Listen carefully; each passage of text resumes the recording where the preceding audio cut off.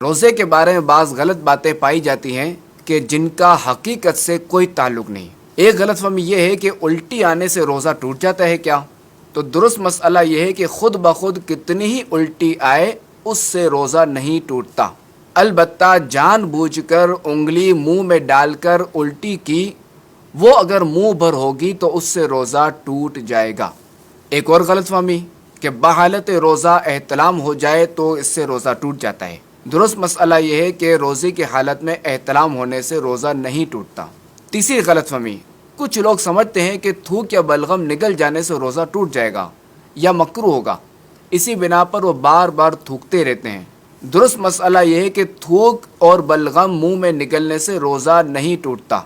ہاں، منہ سے باہر نکالا، مثلا ہتھیلی پر ڈالا، ہتھیلی پر تھوکا اور پھر اسے دوبارہ منہ میں ڈال لیا تو اب روزہ ٹوٹ جائے گا، مگر عام طور پہ ایسا کوئی نہیں کرتا کہ اسے لوگ گن کھاتے ہیں۔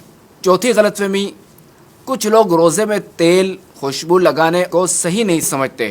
درست مسئلہ یہ ہے کہ یہ کام روزے کی حالت میں جائز ہے۔ کیا روزے کی حالت میں سرما لگانا جائز ہے؟ تو سرما لگانے سے بھی روزہ نہیں ٹوٹے گا، البتہ کاجل کا حکم سرمے والا نہیں، کاجل سے پرہیز کی جائے۔ پانچویں غلط فہمی، رمضان میں سحری میں آنکھ نہ کھلی اور سحری کھانا چھوٹ جائے تو اب روزہ نہیں ہوتا۔ تو درست مسئلہ یہ ہے کہ سحری روزے کے لیے شرط نہیں بلکہ سنت ہے۔ رات میں نیت کر لی جائے یا پھر زوال کا وقت شروع ہونے سے پہلے نیت کر لی جائے تب بھی ٹھیک ہے، لیکن سحری کا وقت ختم ہونے کے بعد نیت کی جائے تو تین چیزیں خاص مد نظر رکھنی چاہیے۔ اول یہ کہ روزہ بند ہونے کے بعد سے نیت کرنے تک جان بوجھ کر کوئی منافی روزہ کام مثلا کھانا پینا وغیرہ نہ کیا ہو۔ دوسرا یہ کہ یہ نیت کرے کہ میں روزہ بند ہونے کے وقت سے روزے سے ہوں۔ تیسرا یہ کہ زوال کا وقت شروع ہونے کے بعد نیت نہیں ہو سکتی۔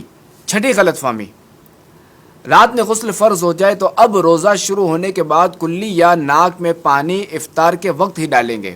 تو درست مسئلہ یہ ہے کہ روزہ شروع ہونے سے پہلے غسل فرض ہو یا روزے میں احتلام ہو جائے تو غروب کا انتظار نہیں کریں گے کہ روزے کی حالت میں نہانا ہو، تب بھی غسل کے تمام فرائض ادا کیے جائیں گے کہ غسل میں کلی کرنا اور ناک میں نرم حصے تک پانی پہنچانا فرض ہے۔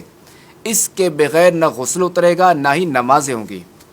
اور یاد رہے کہ روزہ ہو تو غرغرہ نہیں کریں گے، اور عام دنوں میں بھی غرغرہ غسل کا فرض یا کلی کا حصہ نہیں بلکہ یہ الگ سے سنت ہے، وہ بھی اس وقت جب روزہ نہ ہو۔ البتہ روزے کی حالت میں ناک میں پانی سانس کے ذریعے اوپر کھینچنے کی اجازت نہیں۔ ساتویں غلط فہمی، حالت روزہ میں مسواک نہیں کی جا سکتی۔ تو درست مسئلہ یہ ہے کہ مسواک بالکل کی جا سکتی ہے، البتہ یہ احتیاط رکھی جائے کہ ریشے حلق میں نہ جائیں۔ آٹھویں غلط فہمی، جب تک اذان ہوتی رہے سحری میں کھانا پینا جاری رکھا جا سکتا ہے۔ تو درست مسئلہ یہ ہے کہ اذان فجر نماز فجر کے لیے ہوتی ہے، اور جب یہ دی جاتی ہے تو اس وقت سحری کا وقت ختم ہو چکا ہوتا ہے، تو لہٰذا جو اذان کے وقت کھانا پینا جاری رکھتے ہیں یا پوری اذان ختم ہونے کا انتظار کرتے ہیں تو یاد رکھیے کہ ایسوں کا روزہ نہیں ہوتا۔ نویں غلط فہمی، چوٹ وغیرہ لگنے پر خون نکل آئے یا خون ٹیسٹ کروانے سے روزے پر کوئی اثر پڑتا ہے۔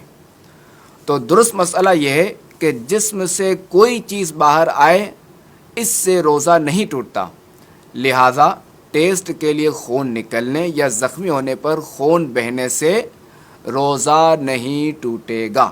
روزہ کسی چیز کے براہ راست معدے یا دماغ تک پہنچنے پر ٹوٹتا ہے، البتہ چند صورتیں مستثنی ہیں، جیسے کہ روزہ یاد ہوتے ہوئے جان بوجھ کر منہ بھر کے کرنا، جیسے انگلی ڈال کر الٹی کرنا، تو اس سے روزہ ٹوٹ جاتا ہے۔ 10ویں غلط فہمی، روزے میں انجیکشن لگانے سے روزہ ٹوٹ جائے گا۔ تو یاد رکھیے کہ روزے میں کسی بھی قسم کا انجیکشن لگوانے یا انسولین وغیرہ لینے سے روزہ نہیں ٹوٹتا، بلکہ اگر ضرورت ہے تو روزے میں ڈرپ بھی لگائی جا سکتی ہے کہ اس سے بھی روزہ نہیں ٹوٹتا۔ 11ویں غلط فہمی، روزے میں عطر یا خوشبو سونگنے سے روزہ ٹوٹ جاتا ہے۔ تو درست مسئلہ یہ ہے، لکوڈ خوشبو یا ٹھوس خوشبو سونگنے سے روزہ نہیں ٹوٹتا، البتہ اگر کسی نے اگربتی یا لوبان کا دھواں اپنے منہ یا ناک کے ذریعے اندر کھینچا جو کہ لا محالہ حلق میں جائے گا، اور یوں ہی کسی بھی خوشبودار یا غیر خوشبودار دھوئیں کی دھونی اس طرح لی کہ مثلاً اس کے دھوئیں کو ناک یا منہ سے حلق میں داخل کیا، تو اب اس طرح کرنے سے روزہ ٹوٹ جائے گا۔ اللہ کریم ہمارے روزے برباد ہونے سے بچائے اور ہمیں روزے کی نورانیت عطا فرمائے۔ آمین بجاہ النبی الامین صلی اللہ علیہ وسلم۔